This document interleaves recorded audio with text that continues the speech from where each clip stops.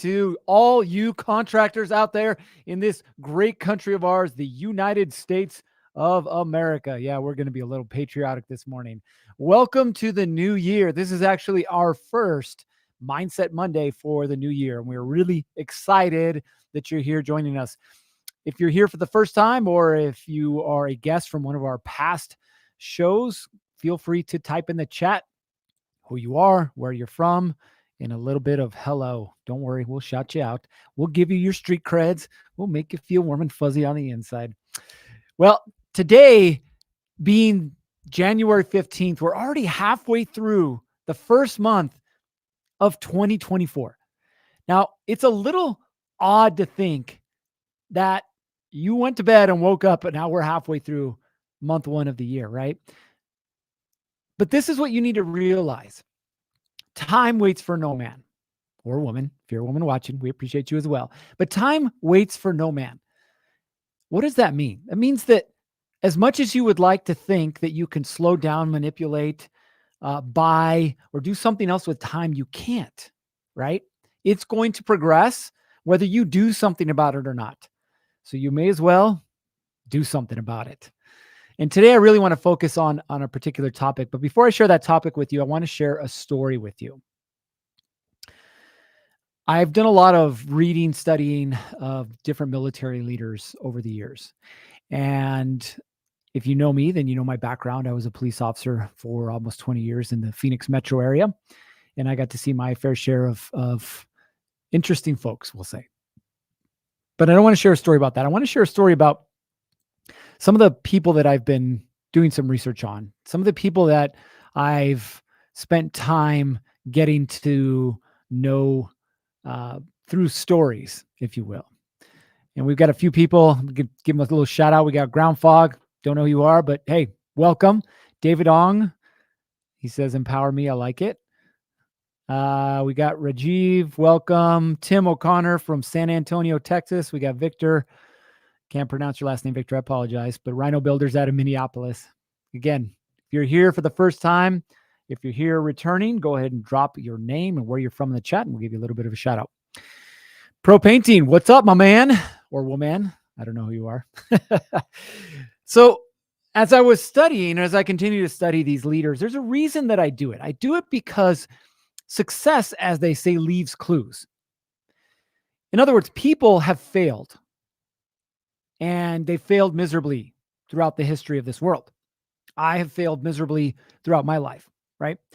But there's also been people or portions of time where individuals have found success. And it's really interesting when you start to examine the reason why they succeeded.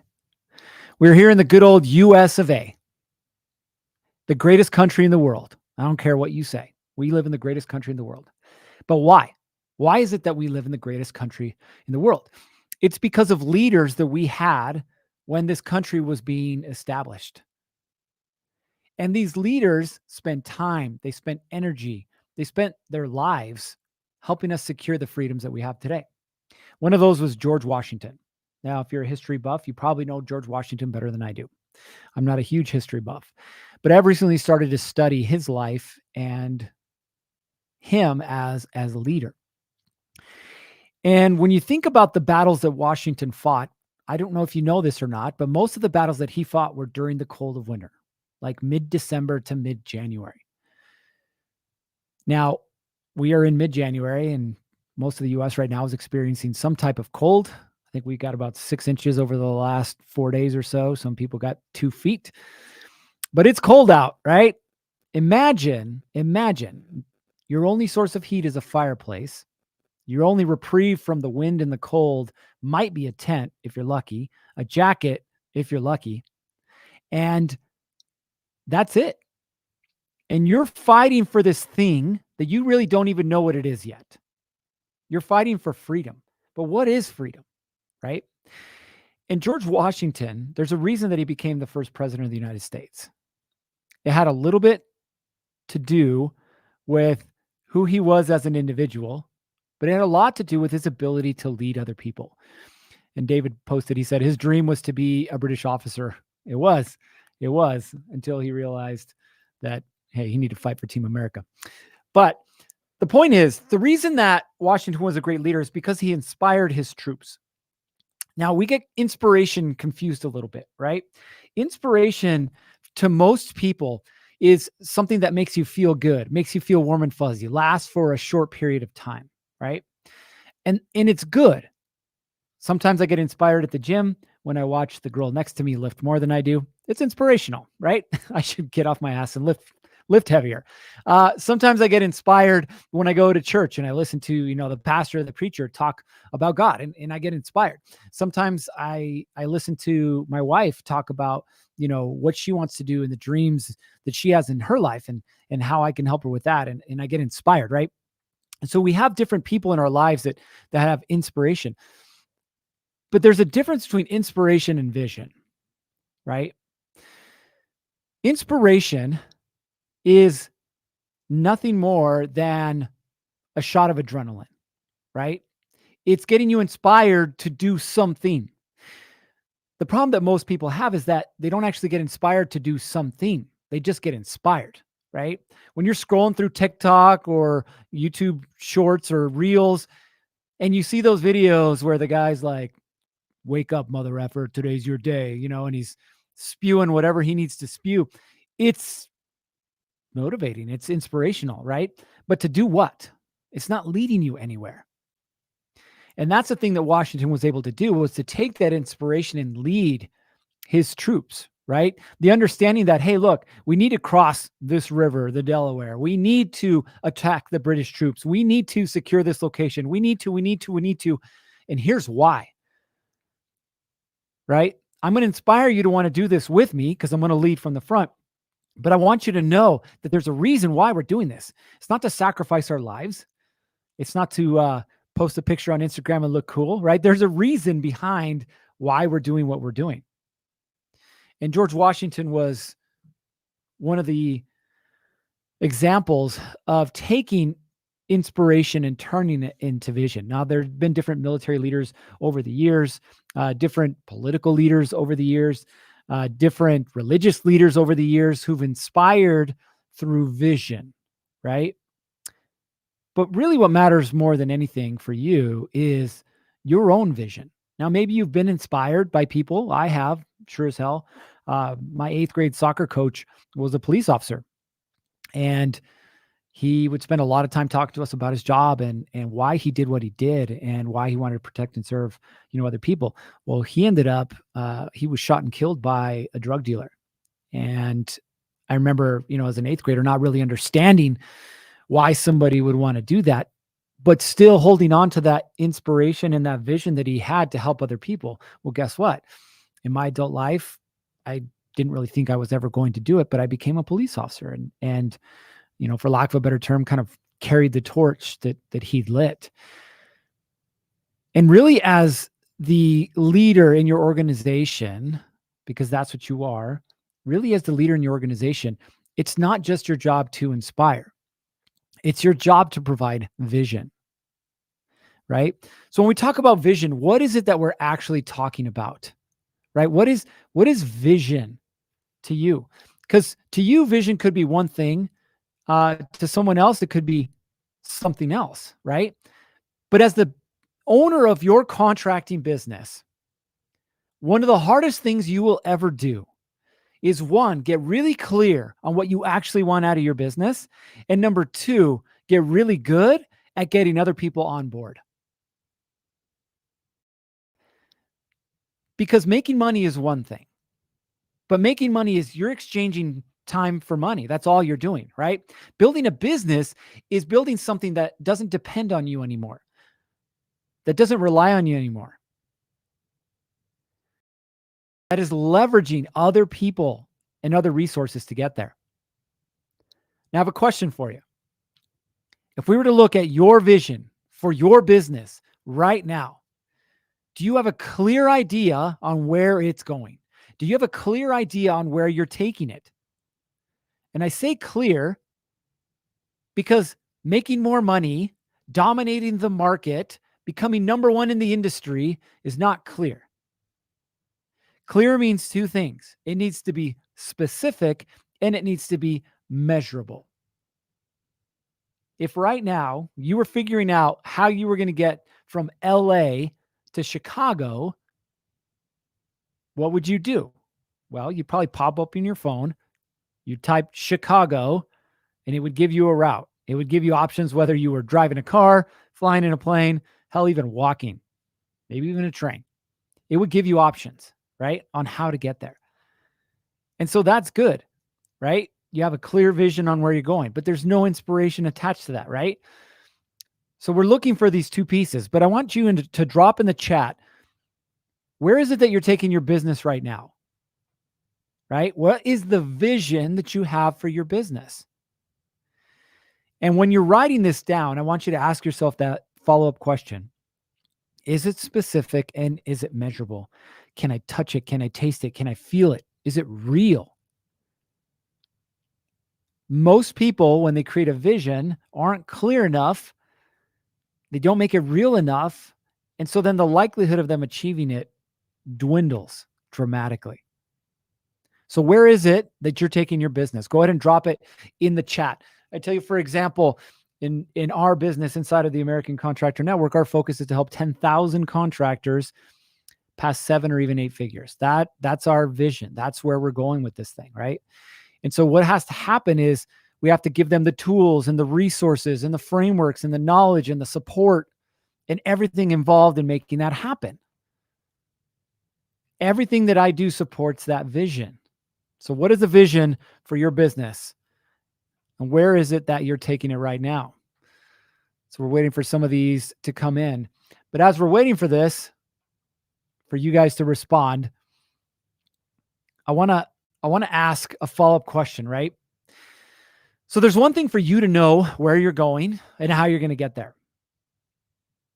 But I can tell you, after having done hundreds of quote unquote team building exercises, how little that same vision is shared with the rest of your team, right? How little that is shared with the rest of your team. And you may tell me, oh yeah, I share it with them. They know where we're going. They know what we're doing. There's a real simple exercise, and you can do this on your own, by the way. Bring your whole team together, give them all a piece of paper, and ask them to write down on that piece of paper, where are we going this year? Like as a business, where are we going this year? And then ask them, hey, where are we taking the business together? Like, where's this business going? And there's a high likelihood that you're going to have a few different answers. Why? Well, because people don't interpret information the same way, right? You think that you're sharing what you need to share with the individuals on your team. You think that you're sharing the direction that you're going. You think that you're super clear on this. But if the information coming back to you from your employees is not the same, then that's telling you it's not, right? There's something wrong in the translation there. So we've got a couple folks who've chimed in, I should say. Vanessa says her target is to hit the $1 million mark. That's a great target, right?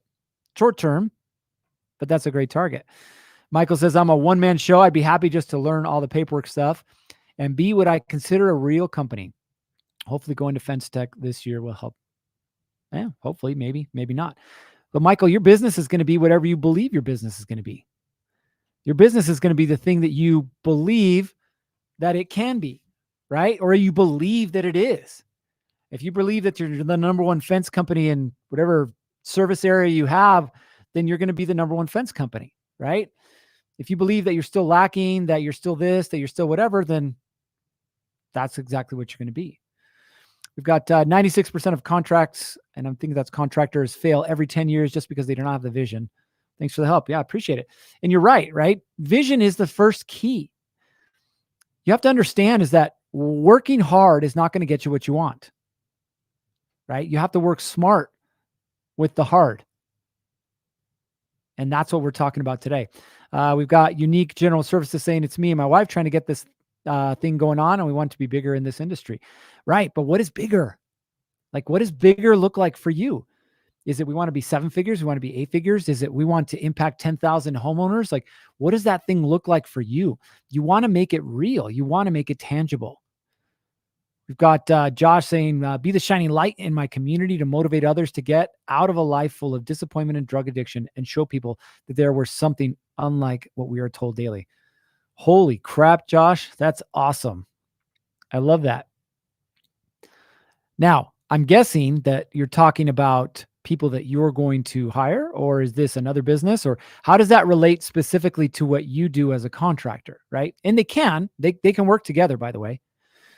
But how does that work together? Because what does shining light mean, right? You could be, hey, we're going to be the number one insert trade or business in our metro area for helping homeowners and helping people who have who need a second chance get that second chance, right? So again, you want to clean it up a little bit, but I wanted to at least introduce this to you guys so you guys could start to see what a vision really is, right? Now, inside of this, there's certain pieces that you should have as part of, if you want to call it, your vision statement, right? So there's different pieces of a vision. Okay. The first one is, where are we going? Right. And it's this understanding of, like, as a business, where's that specific location that we're going? What is it that we want to do? Right. That's number one. And we talked a little bit about this. The next thing that we're looking at is your team. Your team has to understand where you're going as a business. And they also need to understand the role that they play in getting there. Right? There's nothing worse than, imagine you're a football coach and you got this like hard charger, this super excited guy that he's like, put me in, coach, put me in, coach. You're like, all right, go, you're in, John. And John goes in and John screws everything up because John's super excited, John's super motivated, and John's super inspired, but John has no idea what he's doing. He doesn't know what the play is. He doesn't know what role he plays, and therefore he screws everything up, right? So it's important for you to know this. Now, we had a couple more answers come in, so I'm going to go ahead and touch on those before we move on. Victor says, Rhino Builders is aiming for 1.5 million in revenue and build its own offices and warehouse. Love it. Love it, right? That's great. Rajiv, my vision is to get a time when my estimates are accepted by each homeowner while having 50% profit on each project. That's good. That's good for you. Now, think about the company as a whole, though. Like what you just said, Rajiv, is a piece of what will help you get there. Right? But what is the vision overall? Where is it that you want to take your business? Don says, my plans are taking ProScope nationwide with its tailored services and allowing it to provide my life of leisure and sunset chasing. Love that term. While changing, hold on a second. I disappeared a little. You've disappeared on my map here. I lost it. Oh, there it is. That's because it showed up on the screen. Let me start over. My plans are taking ProScope nationwide with its tailored services and allowing it to provide my life of leisure and sunset chasing while changing the world and helping others along the way. Beautiful. Beautiful, right? So again, you have to have a clear vision first. The next thing that you have to do is communicate that clear vision with your team. Okay. We want to make sure that they're on the same page. Now, inside of that, they have to understand the role that they play in helping you get there. If it's just you and your wife, that's okay. If your wife's helping you full time, what role does she play in helping you get there? What role do you play? Do you both understand that? If it's you and you have 5 employees, awesome. What role does each of them play? Are they all journeymen or tradesmen? Do you have an office manager? Do you have a salesperson? Right? Every person on the team needs to understand the role that they play in helping the business achieve its vision. Obviously, that's the question now that we have on the screen. Do you believe for your team that everyone understands the role they play in helping the business achieve their vision? Now that's an interesting one, right? You could have answers go one way or answers go the other. But I want to give you a little bit of help, right? How do we get our team on the same page? The first thing that you always want to do is give them a reason to care about your vision. Because unless it's their vision, it's yours, right? But it's just like everything else in life. If it's your car, it's your car, right? What happens when you change it from yours to ours? Do you think you might have some buy-in? Do you think you might have some folks who are willing to contribute more than they've ever contributed before?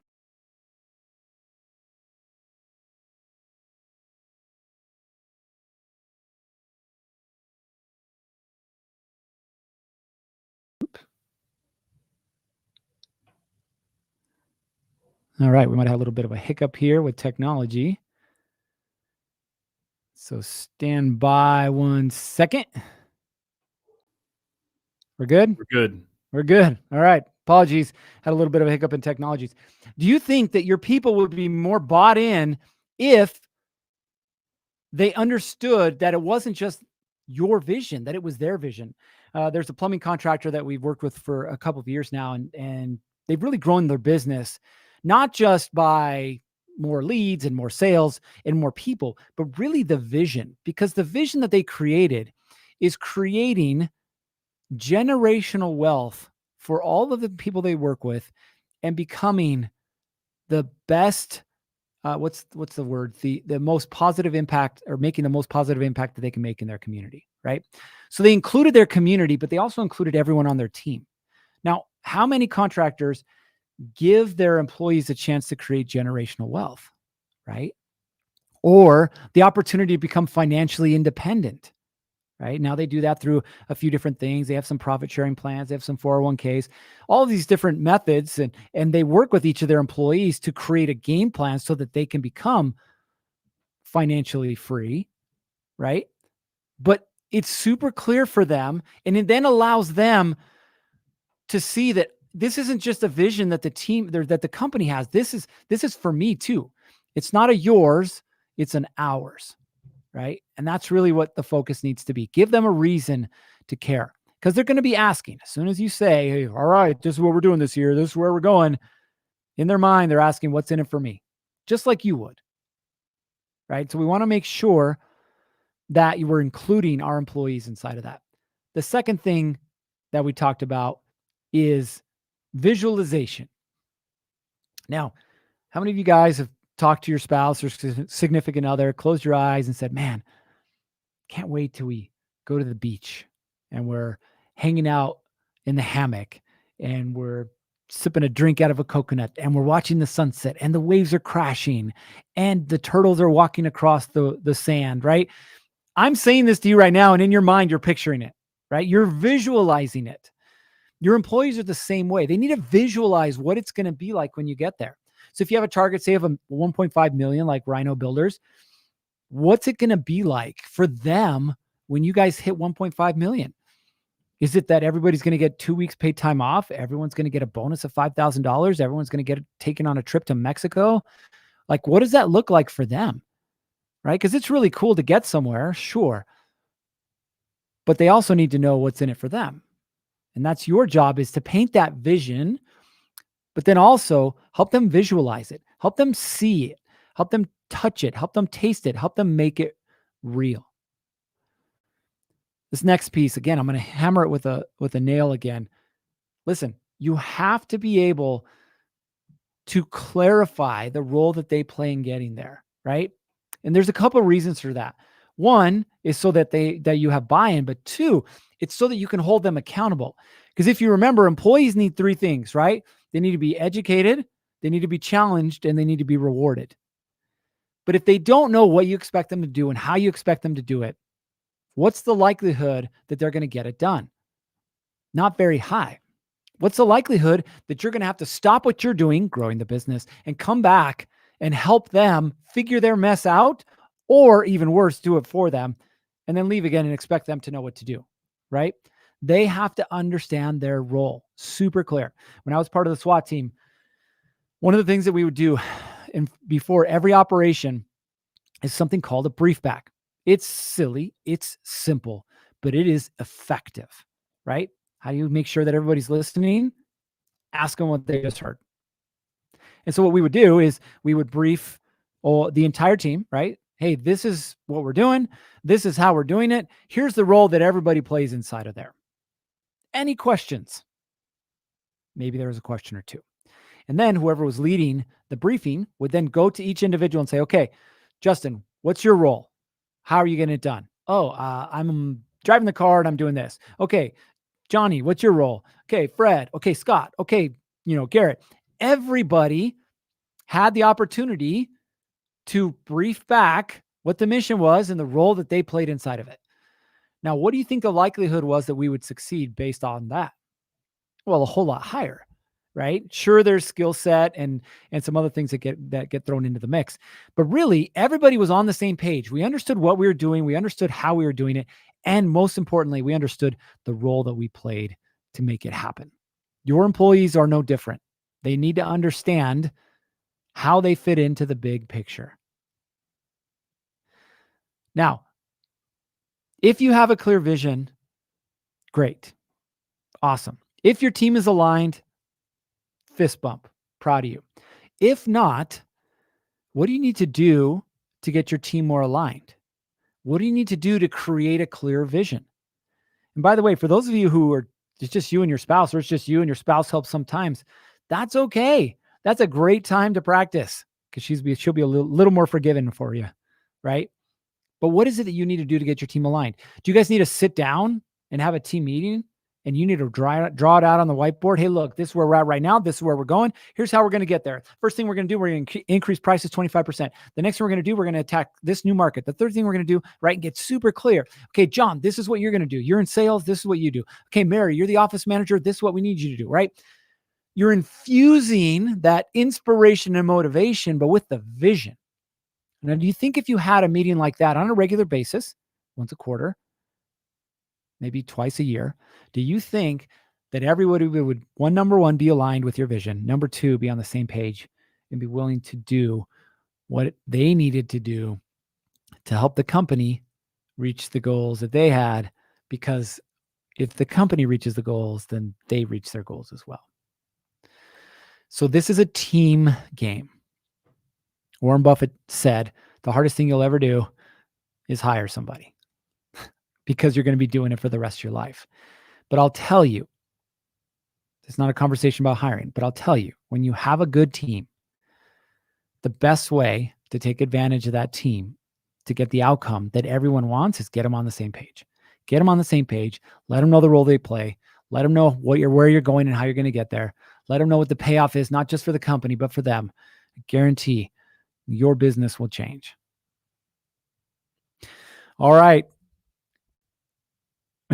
we got a new question here on the screen. We'd love to hear back from you, right? Mindset Monday has a lot to do with mindset, but has a lot to do with the topics that we choose and we decide. But we'd love to hear from you guys.